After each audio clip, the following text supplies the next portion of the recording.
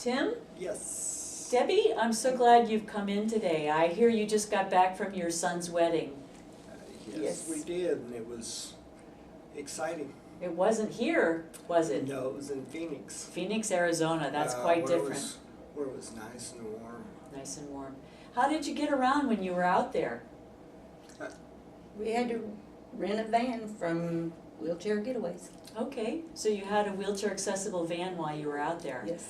I know you have one here, so we'll talk about that in just a minute. But what was the advantage of using that van out there in Phoenix? The way we get in and out of the van, where the van we have is a lift, Mm-hmm. and this one is a Ramp. Oh, okay. And where did you sit in that van? Next to her. So Debbie, you were the driver and you were the Yes. front passenger of that van. Yes. Yeah. So the van you have now, I understand, is a Ford Econoline, a full-size van, and it has a lift to get you up Yes. high. Where do you ride when you're in that van, Tim?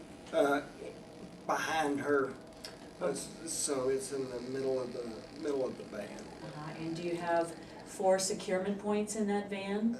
4 straps that tie your wheelchair to the floor? Yes.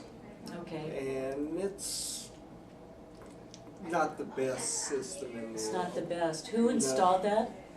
Family? Family. Family, yes. Okay, so it wasn't a certified installer or somebody who had. No. So I'm going to show you, that's one of the things I'm going to show you here today, is the way that system can be easier in case you need to keep using your Ford Econoline for a while. I know that you're thinking about getting a new van now, and there's some expense yes. associated with adapting a van. Mhm. One of the things I wanted to remind you of was that almost every state has a low-interest loan program, and many people use that program to help pay for the cost of the van. So here in our state, we have a loan program, and it's possible to borrow that even if you are a person with a disability and you don't have a lot of collateral to put down for a loan. You may have some other option for buying a van on time. And then, of course, the option for learning how to use the van and paying for the adaptations. Voc Rehab could have some help for you in that regard. If you getting back to work is a possibility, then they would be able to, they would be willing to help to talk with you about modifying a van. Well, that sounds good. And I haven't heard of that. This is part of the Assistive Tech, the Tech Act project here in our state, and there's one of these projects in every state. So this is the one for that's good. Kentucky, and it could help you with anything you need to do that's related to adapting or compensating for your disability. That sounds good. Okay. Tim, it's been a long time since we've talked, and I know that you retired from your job. Yes. Have you given any thought to going back to work? Yes, I have. I would love to go back to work doing something. It gets boring sitting around. Mm-hmm. I exercise as much as I can. Mm-hmm. But I've got to admit, I watch too much TV. Okay. Well, if I recall, you acquired your spinal cord injury in a bicycle accident, so I know that you were a physically... Yes, I used to love to exercise. It's something that she don't. Exercise not in her vocabulary. Okay, so the fact that you are interested in going back to work would mean that you could open a case with Voc Rehab and then talk to them about having a better, more reliable, more accessible vehicle for you to use to and from work. Or even if you ended up with an in-home business, you would use that van to get you around in the community, help you get out and meet community-based customers, etc. Yeah. So that's a good thing, and I'll want you to go and open a case with Voc Rehab so that you have that option for yourself for the future. And I want to, because I would like to go back to work. Like I said, Well, you had such an interesting job before. I can see where yes, that's a big hole in your life. right. And it was interesting, you know, it kept me on my toes. Okay, all right. How does it go with you two for driving? Debbie, do you like driving? No, I do not like driving. I never liked driving. He was always our primary driver when we was together. Okay. I drove to work and things like that when I was by myself, but I never liked to drive with him in the vehicle. Oh, does that mean that Tim's a backseat driver? Yes, just a little bit. Okay, well, Now- Tim, what do you think about that? Now she drives and I shake. I'm scared. Well, Tim, have you ever, you know, people with your level of injury can learn to drive a car. Have you given that any thought? I've thought about that, but the expense of the van is, you know, a little bit overwhelming, thinking Uh-huh. about. It would take several months of training, but it's possible for someone to do an evaluation with you and help you determine if you would be comfortable with that idea. Our local van modifier actually has a high-tech van, and they can set that up to meet exactly your physical needs, and then adapt the van for some training sessions with you. But that's a long way out there. If what you'd like to do is see about getting back to work, then I think that's the place to start. And if Right. working out something with you driving yourself starts to look more like a real possibility, then you could move there into. Yeah, I would really like to drive again. Mhm. Right now, under these circumstances, it would be just about as bad me being on the road as it would her, but I would love to drive again though. Well, I have an idea that when you sit in the middle Sorry. of your full-size van, you really can't see out the windshield very well, can you? All I can see is what's right in front of the road, you know, the front part of the van, and I can hear a lot of honking. So. Well, I sure appreciate the way you two have a sense of humor with each other about Well, this. you have to have, you know. Okay. It's, without humor in the world, you know, it could be a really sad place to be. Are you thinking that, when do you think you might make this decision about a new van? In the next 6 months? Yeah, I think so. I hope Okay. so. It's really hard to know what to put first sometimes. Oh, I know. I told him yesterday that we have been really overwhelmed with everything like at one time. Mhm. So, That's how you got the van you have right now. You just went for the first thing you could that worked for you. exactly. So now you have the time to plan. You're gonna go for a minivan, like the one you rented in Phoenix? Yes, we'd Yes, like I'd to, like to. yes. So it's possible to move in the meantime, before you decide if you ever wanna drive again, you could make the front seat passenger space a place for your wheelchair to come in and dock. And that means instead of the 4 tie-down points, you would actually put a piece of hardware on the bottom of your power chair, and it would drive up onto a pin that would lock it in place. So it's something you would be able to do independently. That would be good. Then I'd feel more secure.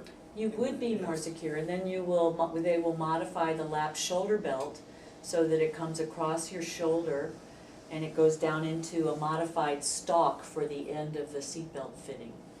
That So sounds then good. you would have the crash tested wheelchair occupant restraint, and you would have a crash tested wheelchair securement dock. The reason we don't have docks in lots of places is because they have to be made to fit a specific wheelchair, so we don't have those on Oh. public transit or paratransit, because it's for one person's use. So crash tested. What is, That don't mean I'll be a crash test dummy. you won't be the crash test dummy, no, you won't, Tim. But crash test, when we talk about crash testing for wheelchair transportation safety, we're actually talking about testing the wheelchair securement system and the occupant restraint system at the same level of severity as the airbag in your car and the lap shoulder belt in your Yes. car and the seats in your car. So it's the same standard of crash worthiness. So you would be as safe in the wheelchair as a passenger seat, as Debbie would be in the driver's seat.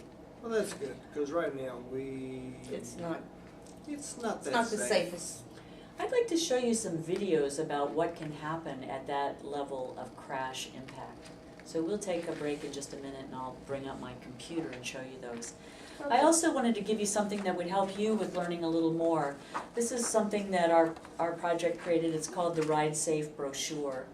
And it's kind of like the ABCs of getting yourself ready to use a wheelchair as a seat in a motor vehicle.